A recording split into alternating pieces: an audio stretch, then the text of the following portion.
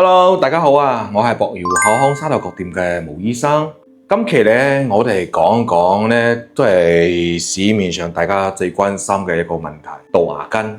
醫學名叫根管治療，都可以俗稱為 RCT 啊。杜牙根咧，咩情況下需要杜牙根咧？好多人一直理解唔到，以為牙痛啦，要長期食啲消炎藥或者降火藥啊，咁樣就唔會痛。嗰啲藥房執嗰啲消炎藥咧，其實通常都可以幫你抑制少少嗰啲炎症。但係咧，如果話牙齒真係牙神經發到炎之後咧，係治根不治本嘅。所以咧，如果大家牙齒出現咗以下嘅幾個情況，就一定要去到牙科杜牙根啦。第一種情況，牙齒出現嘅自發性疼痛。咩叫自發性疼痛呢？即係我哋牙齒咧無啦啦出現劇痛，或者夜晚黑瞓覺痛，仲有呢，就係唔定位，就唔知邊隻牙齒出現咗劇烈嘅疼痛。咁樣咧，我哋叫牙髓炎，即係牙神經發炎。咁樣情況咧，就證明我哋牙齒入邊嘅神經已經受感染發炎。第二種情況，咬合痛同埋敲痛。有啲人咧，突然間喺食飯嘅過程中咧，突然間咬到邊啲牙齒，一聲出現咗好痛。咁樣疼痛咧，又持續性嘅，又唔會好。仲有咧，就係用手指甲去敲呢啲牙齒，都會出現到一個疼痛嘅症狀。咁樣咧，就要去牙科杜牙根啦。有可能出現你牙齒係蛀牙，個窿比較大，嗰啲食物攝咗去神經線嗰個地方，引起到呢個牙齒疼痛，激發咗呢個牙齒嘅炎症。第三種情況咧，就係我哋牙齒垂直方向下邊個牙肉咧生咗個泡，我哋叫根尖周炎。一般咁嘅情況係蛀牙長時間唔理處理啦，仲有一個牙周病引起嘅，我哋叫根尖周炎。咁樣情況一般唔會痛，但係呢個泡咧就越嚟越大，或者反反复复咁樣消失，生翻。醫學名叫瘻管，亦叫根尖周炎。咁樣情況咧，大家都要去牙科杜牙根。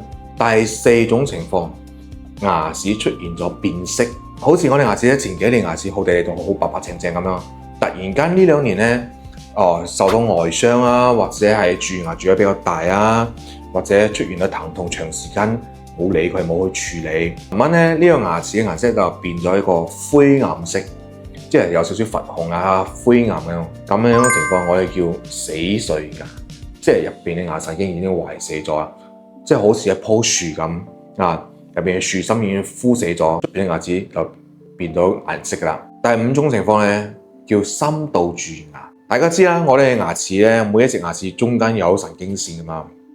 當你嘅牙齒蛀牙蛀得比較深，接近到神經線或者已經到神經線啦，咁呢個神經線就會受到外界嘅細菌感染啊，啲病菌感染啊，都會出現咗牙齒發炎。有啲人牙齒咧蛀得好深，但係都未出現到神經線疼痛啦。毛醫生只可以話時間問題。有啲人短期時間係冇咩感覺嘅。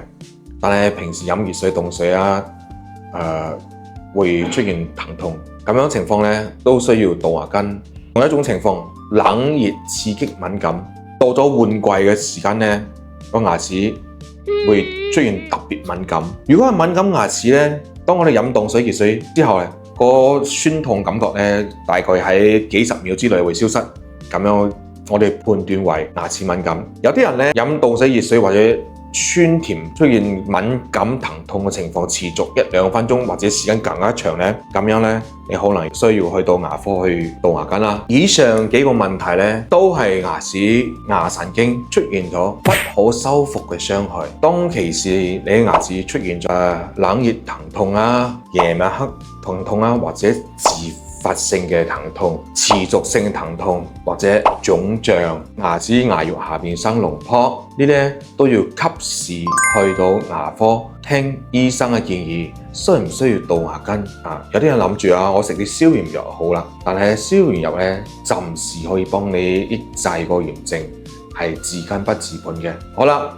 今期咧，毛醫生就係介紹咗牙齒疼痛嘅幾個症狀，同埋需唔需要杜牙根。如果有朋友想了解關於牙齒嘅問題咧，可以喺下邊評論區留言俾毛醫生。我哋下一期再見，拜拜。